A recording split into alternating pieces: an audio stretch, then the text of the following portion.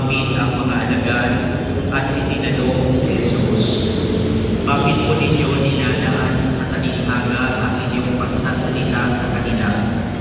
Sumagot siya, "Ipinagkaloob sa inyo na malaman ang mga lihim tungkol sa paghahari ng Diyos, ngunit hindi ito ipinagkaloob sa kanila, sapagkat ang mayroon ay bibigyan pa at mananangana, ngunit ang wala, kahit ang kakaunting nasa kanya ay kukunin pa.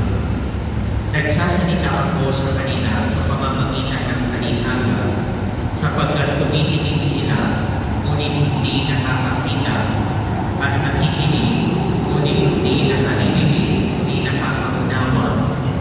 Natutupad niya sa kanila ang una ni Isaías na nagsasabi, "Makinig man kayo ng makinig, hindi kayo makakaunawa, at tumingin man kayo ng tumingin, hindi kayo makakikita, sapagkat naging mapuron ang isip ng mga ito, mahirap makarinig ang kanilang mga tainga, at ipinigit nila ang kanilang mga mata. Kung di gayon, di sinsanay nakakita ang kanilang mga mata, nakarinig ang kanilang mga tainga, nakaunawa ang kanilang mga isip, at nagbalik loob sa akin, at pinagaling ko sila, sabi ng Panginoon. Mapalad kayo sapagkat nakakakita ang inyong mga mata at nakarinig ang inyong mga tainga. Sinasabi ko sa inyong propeta at matutuwid na tao ang nagnanasang makakita ng lahat, ngunit hindi ito nakita, at makarinig ng inyong narinig, ngunit hindi ito napakinggan." Mga kapatid, ang mabuting balita ng Panginoon. Pinupuri ka namin, Panginoong Jesucristo. Magsipunan po tayong lahat. Magandang umaga po sa lahat. Magandang umaga po. Inuulit ko lang dahil nais ko lamang siguraduhin kung lahat malino ay nakakarinig.